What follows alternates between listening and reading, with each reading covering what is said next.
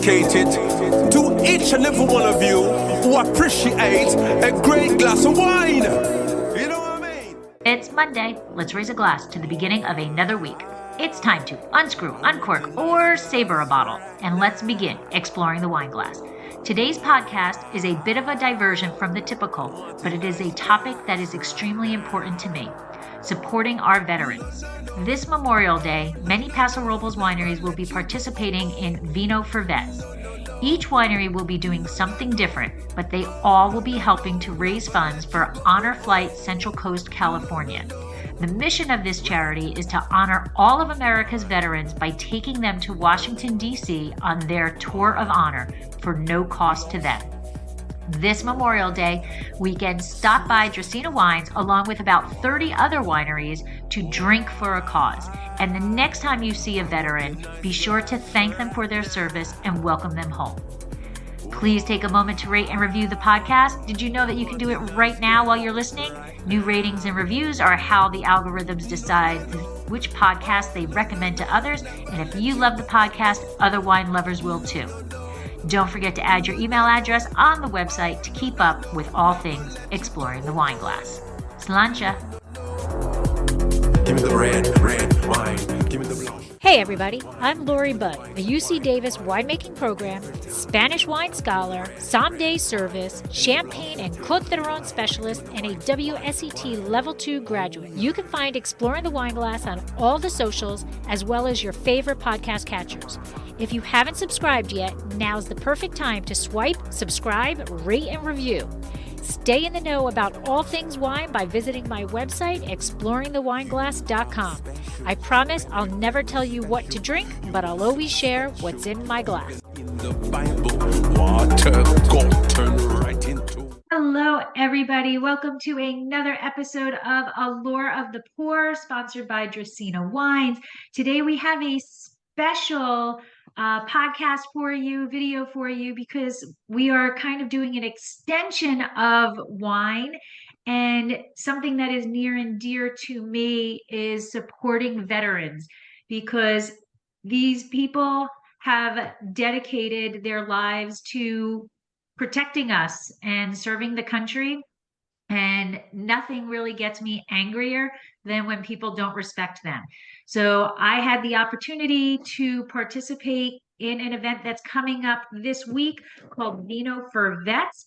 And today I have Bear McGill with me, who is the strong person behind this event.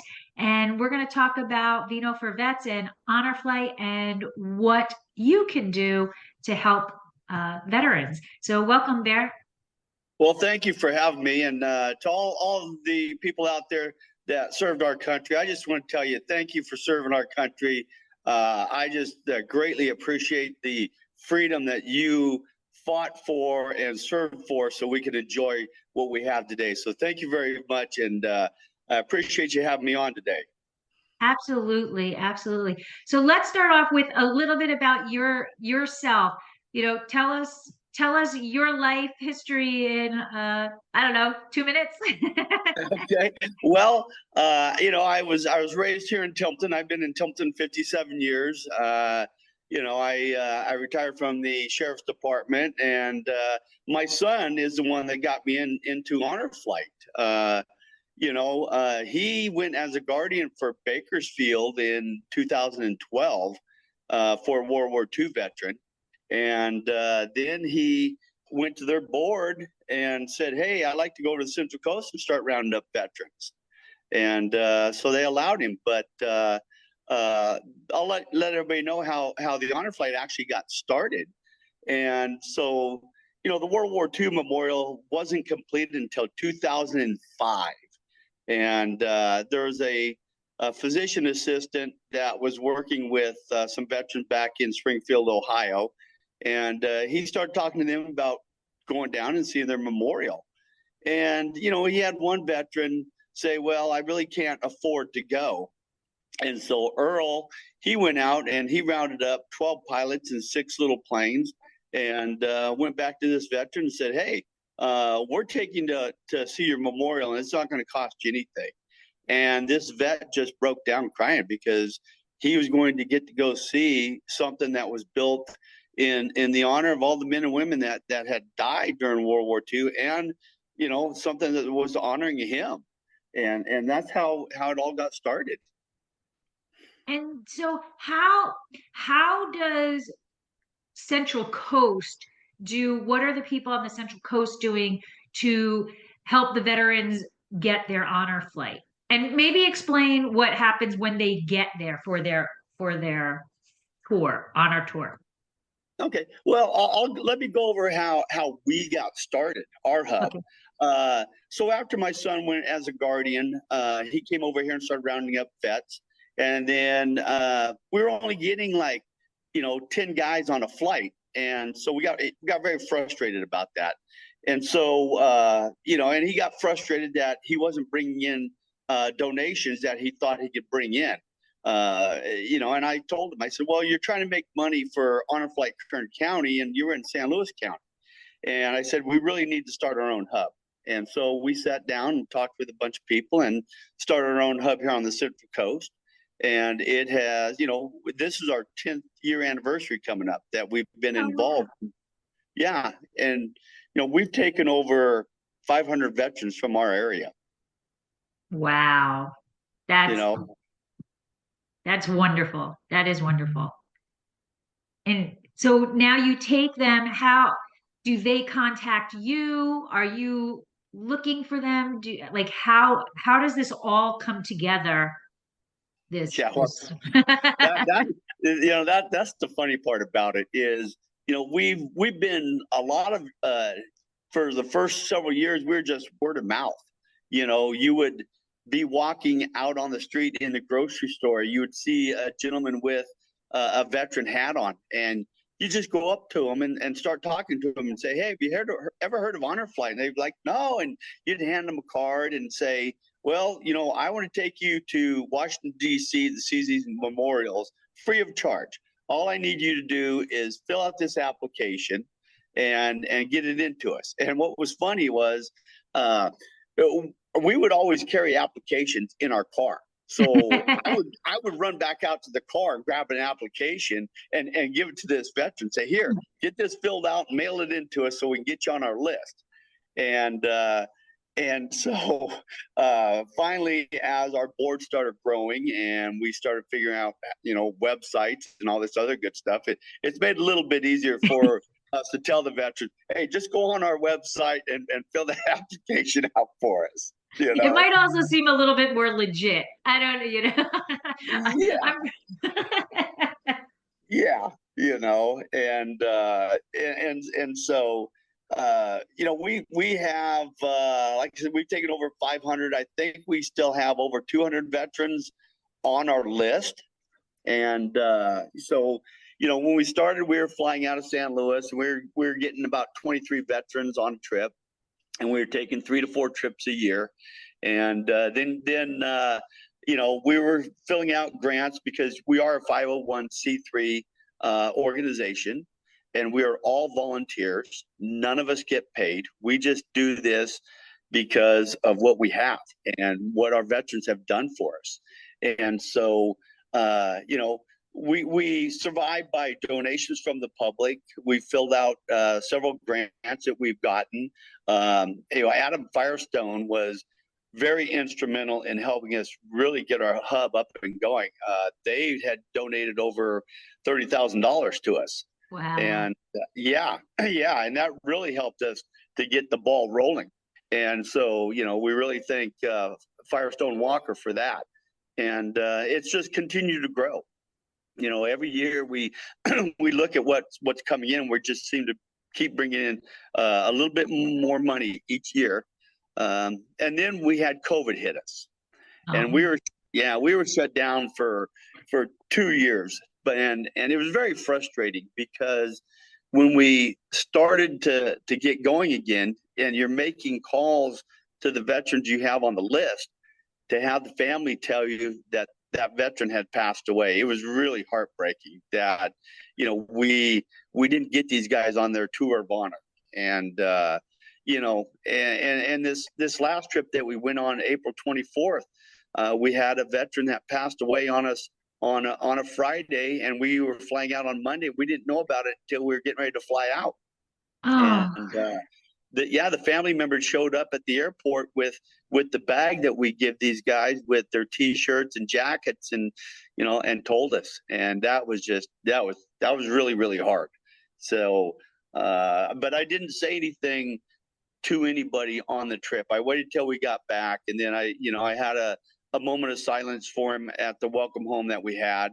And that was hard, because it makes me feel that we failed this veteran. But I know that age is there and stuff like that, but I want to get every veteran I can there. oh, that's so sad. And so if you have 200 people who are currently on the list waiting to go to their tour, honor tour, how are you choosing which ones go at which time? Is it just as they sign up, or? Well, the way it works is that it's by basically age and war era. So Okay. if we get a World War II guy that sends his application in now, he's on the trip. So like it starts with the World War II guys, and it goes to the Korean, the Vietnam, and but we're taking any veteran. So if you served in between World War II and Korea, you're going to be one of those first guys on the list. And then if you have some type of medical condition where you may not be around next year, you get bumped to the top of the list to go. So, and that's how we put them in order, and then we go through their applications and contact them and tell them, hey, we got you on your flight if you're available to go. And then when they're there, what are you doing with them, and how are they reacting when they're there?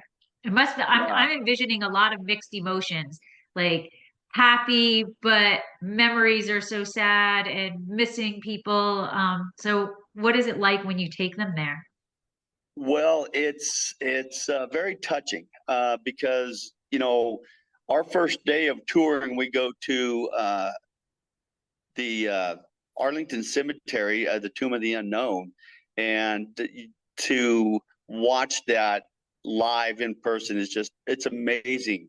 And you'll see these veterans sitting there, and when they play taps, these guys that are in the wheelchairs are trying to get up because they want to respect the system, and then you have kids and adults coming up to these guys and thanking them for their service that they never got when they came home. Because when you talk to the veteran and you say, well, what'd you do when you get home?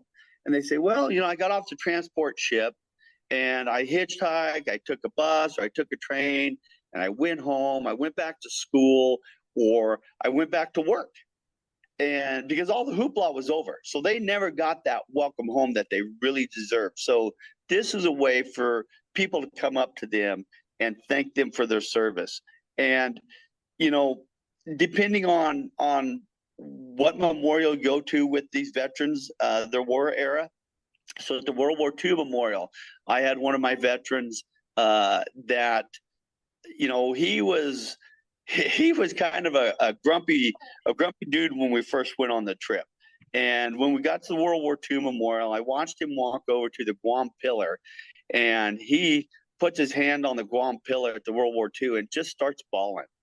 And so I walk up to him, I'm like, hey, so I guess we must have lost a lot of buddies there, huh? And he goes, oh, you just don't know. And it wasn't until about 4 or 5 years ago I finally found out what it was, and that's where his brother had died during World War II, was on Guam. Oh. And and he was just so relieved to see that here's a pillar at the World War II memorial, and it's a reminder that his brother will never be forgotten. And after we left that memorial, I saw a huge change in him. I mean, he started talking to the other veterans. He was smiling. We get home from the trip and he calls me up. He says, "Hey, I like to go to the cemetery in Paso during Memorial Day Memorial Day weekend, and I'd like to hand out information about honor flight." And I'm like, "Absolutely, let's do it."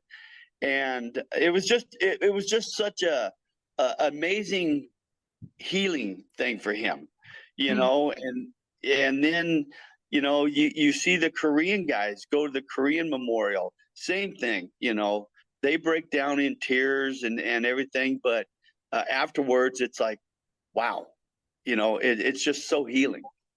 Right. It's must be almost like this burden that's been on them, and this is just the way to release all of that emotion that they're keeping inside and everything like that. That it's just like you're saying, it's healing. Oh It's yeah. healing their heart, healing their soul.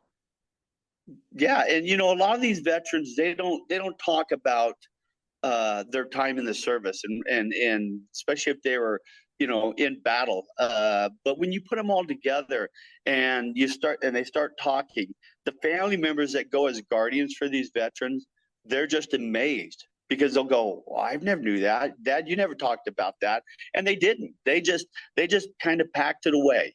Mhm. And this was a point for them to start talking about what they did. And it's just amazing, the stories that these guys have, you know.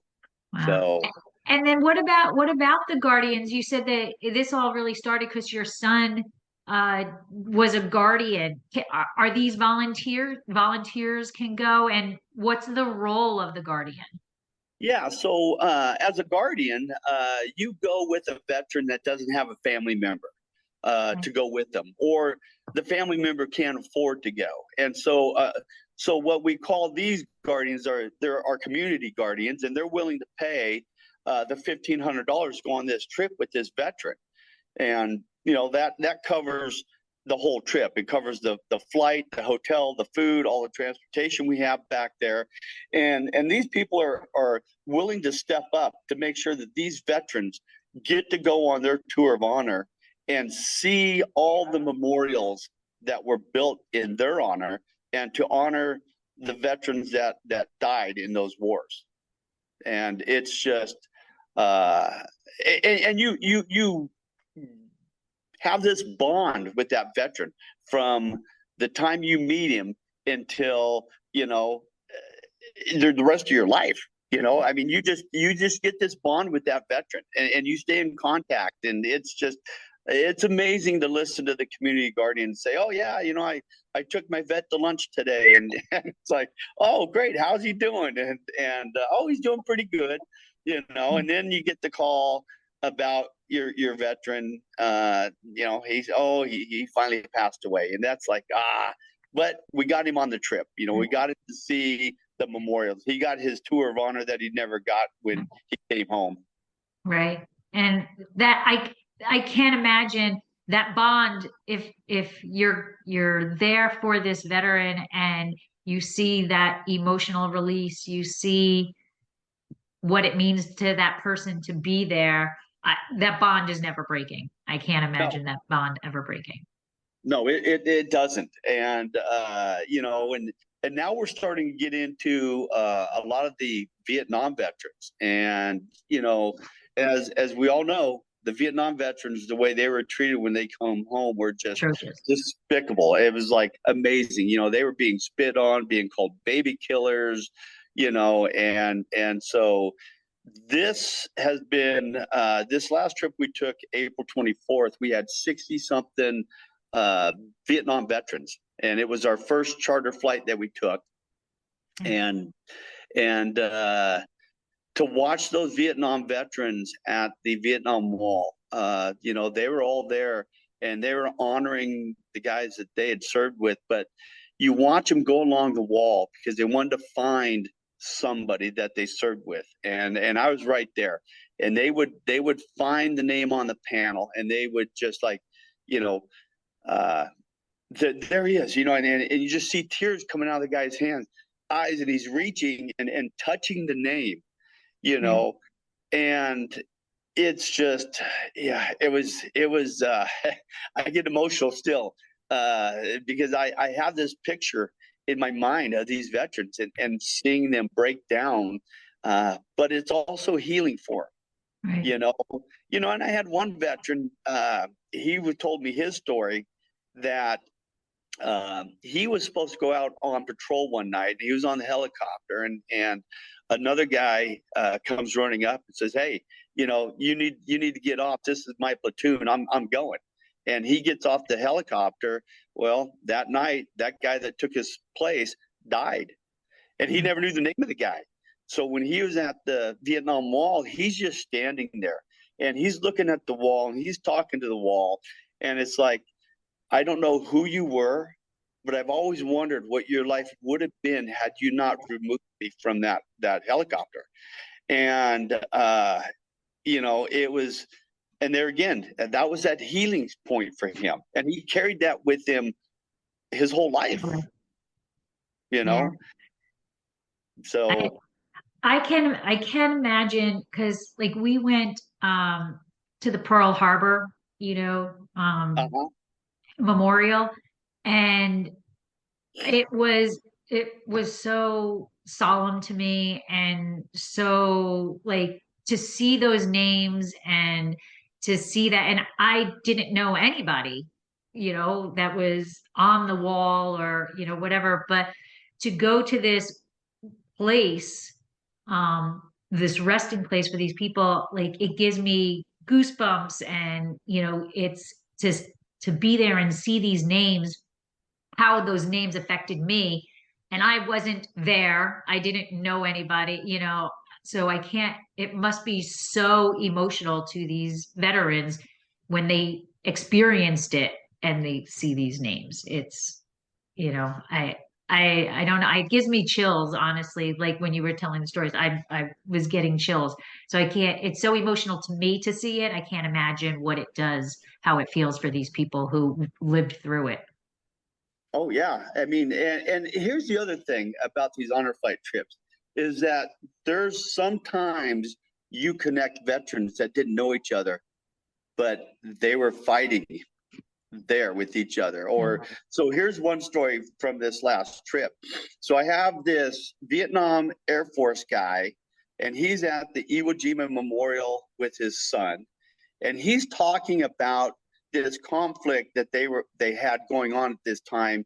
And what his job was as an Air Force guy was he would dispatch aircraft to drop bombs for the guys who are out there fighting the battle.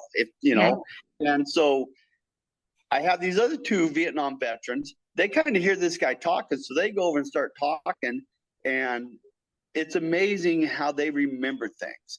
And they say, "Well, when were you serving in Vietnam?" And he said, "Well, I was serving between this date and this date." And they go, "Okay, we were there at during those dates." And the two veterans that came over, they were talking about being in this conflict where they were trying to take this town back from, I think it was the North Vietnamese, and they were pinned down. And so they called in for an airstrike. And this Air Force Vietnam veteran, he was the one that took the call that day to dispatch the planes. And these guys never knew each other. But the two veterans that were pinned down, they're like, you saved our life that day because you dispatched those planes. And I mean, the bond that those three guys got at that moment was just amazing. And I didn't know about it until the son came over and started talking to me. He says, "Oh, I got to tell you this story." And I'm like, "Are you kidding me?" Wow. I mean, here's these guys that served in Vietnam, many years ago, but they've never known each other until this moment where they're standing there. And when they start talking about what they are doing, where they were at, I mean, it's clear as day. And to come to find out that they were all there and they were all part of this conflict, and that these two guys got saved by this Air Force guy because he dispatched the planes, it's like, wow. Wow. And to know that they were, they were so close together, living so close together, and didn't know each other.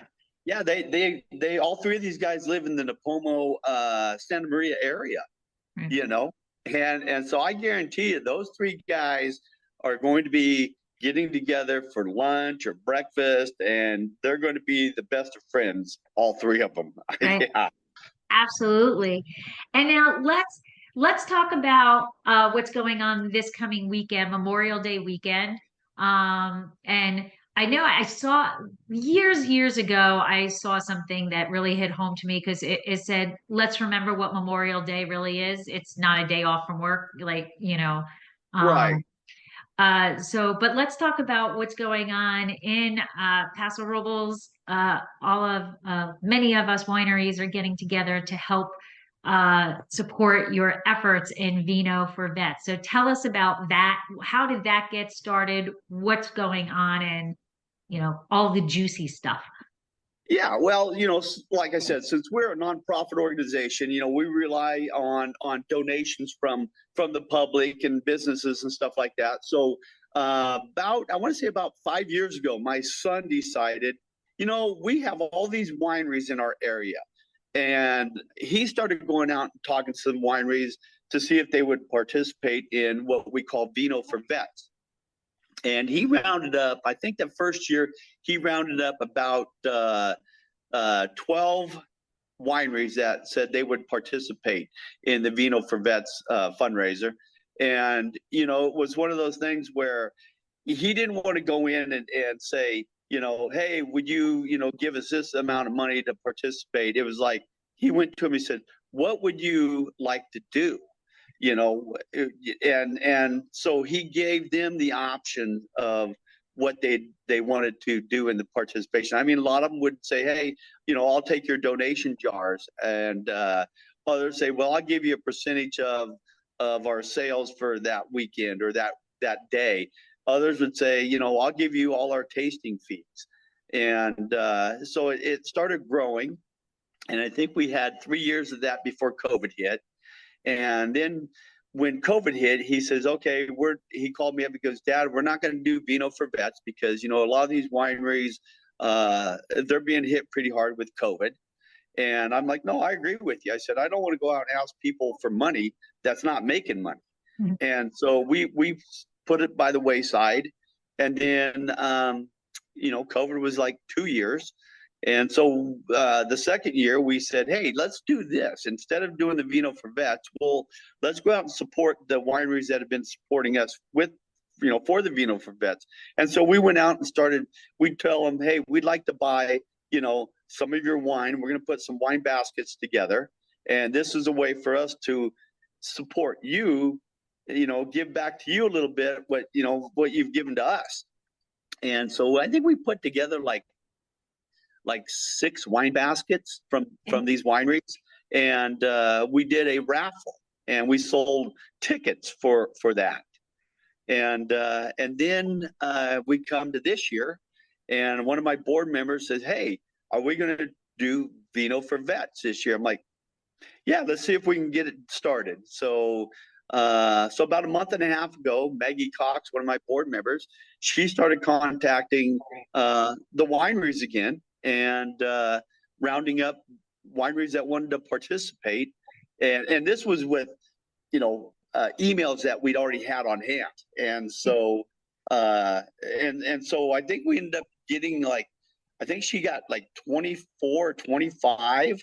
And then the wineries started contacting other wineries like you, and you jumped on board with us. So now I think we have about 30 wineries on board, going to participate this weekend, during Memorial Day weekend.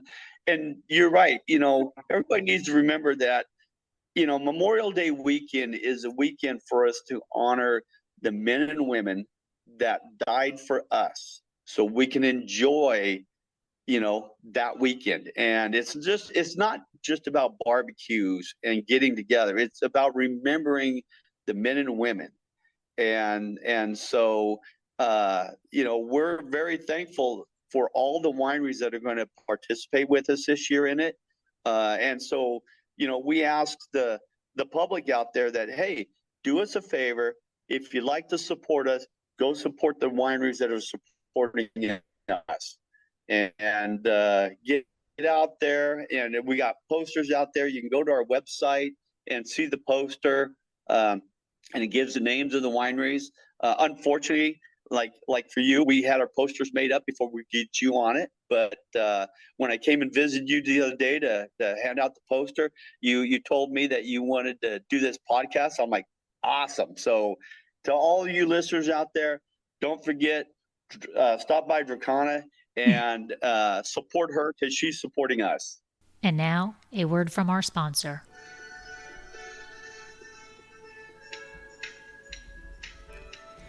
Dracaena Wines loves to give back. There are so many fur babies that deserve to find their forever home. We would love to be able to help as many as possible.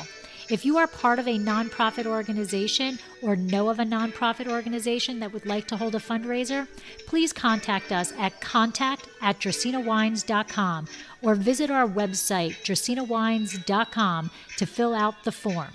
How does the fundraiser work? It is super simple and costs your group absolutely nothing. Together, we will choose a month that your group will be sponsored. During the month, you promote the fundraiser just like any other event you'd hold. At the end of the month, we will donate 20% of the sales to your organization. The donations will be made in the name of each individual who purchased the wine, so that you know exactly who helped the animals. Our goal is to raise as much funds as we possibly can and to help as many animals as possible. So please help us help as many fur babies as we possibly can. Yeah. When Maggie told me that our name wasn't going to be on it, I think she was afraid we were going to back out. And I said, it's quite okay. I'm not really doing it to put my name on a poster. I'm doing it because I want to be able to help. I want to be able to do something for the veterans, because as I told you, I am that person who will stop every veteran I see and thank them, because they deserve everything. They deserve so much respect. And yeah, so we're doing the tip jar, and we're donating 10% of our sales for the weekend. Well, thank you so much. That is what we will do. And it really doesn't matter to me that my name's not on that, that Dracaena Wines is not on the poster. That's completely fine. And the poster is up in our windows, so people can see the other wineries, and I hope that they just go winery to winery, enjoy their day, and thinking of why they're able to be here this weekend is, why they're really able to be celebrating this weekend, what it really means. Yes. I mean, so yeah, we're preparing for our next trip in October, and we're hoping to take over 100 veterans on that trip. Okay.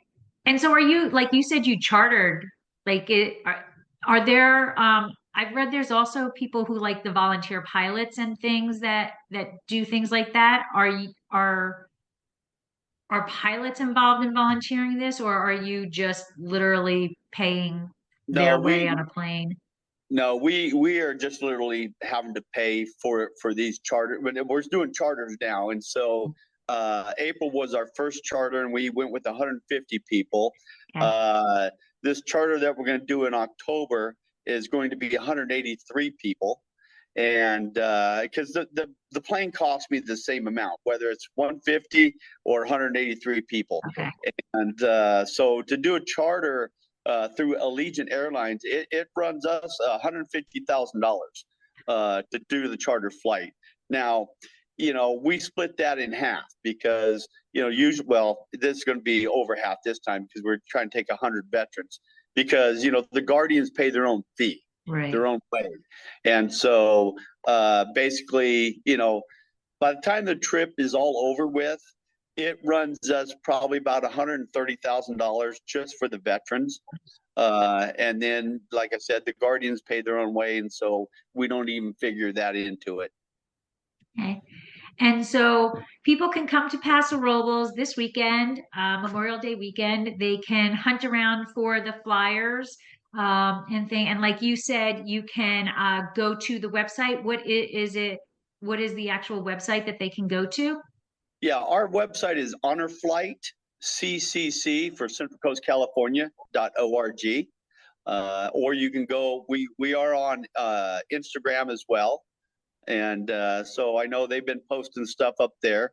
And we just like to, invite everybody to come up, enjoy the North County. I think we're going to have some great weather and go out and enjoy a glass of wine and like I said, help us support the wineries that are supporting us, because it's a huge endeavor to get these veterans back to Washington, D.C. And if somebody can't make it to Paso Robles, is there a way that they can support just through the website? Yeah, we have a donation button there on the website, and they can go to and donate. Or if they don't feel comfortable doing that through a website, they can find our address on there. And if they like to mail in a check, they can mail a check into our P.O. box in Paso Robles there, which is 1750. And then for every donation we get, if it's online, you should automatically get a receipt back with our 501c3 number on it. Or if you mail in a check to us, we mail you out a letter thanking you for your donation with our 501c3 number. Okay, perfect. And just to wrap it up, you had said something to me in the tasting room that I have done since we spoke when I told you that when I was in Costco and I was like, no, this is what I'm gonna say. And you were absolutely right with the reaction. So what did you tell me to do when I said that I thank people for their service? What else should I say? Yeah, when you go up to a veteran, and I want to encourage everybody out there, when you see these guys out there wearing their veteran hats, World War II, Korean, Vietnam, whoever they are, go up to them, thank them for their service, and shake their hand. But after you thank them for their service, say welcome home. Because a lot of these veterans, they never got that welcome home. And when you say welcome home, you'll see a smile on their face, or they'll go, thank you, because they never heard it. They never heard it. Especially those Vietnam guys. They really appreciate that. Yeah, I did. I had gone to Costco and there was a gentleman in one of those cart thingies that you have at the stores or whatever. And he was sitting there and he actually did not look very happy, which I think nobody is really happy when they're going through Costco. But I just stopped and I did what you said. I said, thank you so much for your service and welcome home. And he sat up in his chair, like he was kind of like this, and he sat up in his chair. He got a very big smile on his face, and he said, "Thank you." And he put his I didn't shake his hand, but he put his hand out to me, and I grabbed his hand, and he put his hand on top of mine, and I was like, "Wow." That really that means something to them. So it was a whole, as you were talking about change of attitude, just that simple act of thanking him and welcoming him home put a smile on his face. And it is warms my heart that it warms their heart, that because they deserve it. Absolutely. And the sad thing is it took 9/11 to wake this country up, to show how important our military is to this country.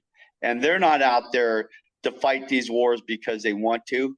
They're out there fighting these battles because they're doing their job. They're following their orders. They're out there to keep us safe, to protect us, to give us the freedoms that we have. And you just got to be able to appreciate that and understand that. And I even talk to these veterans and they'll tell me, thank you for this trip. And I go, don't thank me. I said, I'm doing this because you never knew me, but you were willing to give your life up for me so I could be here. And so I always feel that I'm only doing a very small thing compared to what these men and women are willing to do for us. They're willing to give the ultimate sacrifice. They're willing to die for us. And that's what everybody out there needs to understand, that our veterans and our military guys, they're there to protect us and to make sure that we can enjoy our life. Yes, absolutely. Well, thank you so much for coming on. And I want to thank you for being so instrumental in something that is so important to our veterans. I appreciate that you do this for them, and everybody who is involved in it. And so I also want to give a shout out to Caitlin over at Pianetta, because she's the one who sent me the email to make me aware of this. And so everybody come on out to Paso this weekend, enjoy the beautiful weather, enjoy some fantastic wine, and drink for a cause that I don't think there's any cause better for than this. So thank you so much. And I'm assuming you'll be around in Paso this weekend. So maybe I will see you again, and have a great week. All righty. Thank you so much for having me. And yes, we will be out touring the wineries that are participating, but I have to watch myself, because if I go to every winery and I have a tasting, I may not make them all. And that's a great thing that there's so many wineries doing it. So that is a great thing. But enjoy, and thank you for being on the podcast, and thank you for doing what you're doing for our veterans. All right. Thank you very much. All right. Have a great day. Okay. Bye. Bye-bye. So you and I can feel This has been another episode of Exploring the Wine Glass. Thanks for listening. If you have suggestions on what topics you would like me to discuss, please reach out on social media. You can find me on Twitter, Instagram, and Facebook as Exploring the Wine Glass. I am also on LinkedIn as Lori Hoyt-Budd. Of course, you can always email me at exploringthewineglass@gmail.com and sign up for my newsletter at exploringthewineglass.com. If you enjoyed what you heard, please rate, review, and subscribe to help others find me more easily. And most importantly, tell your wine-loving friends, because if you like the podcast, they will too.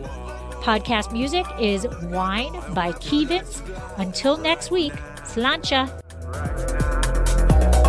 I'm on T-Base for my 10,000, tell you. There is always time for a good glass of wine.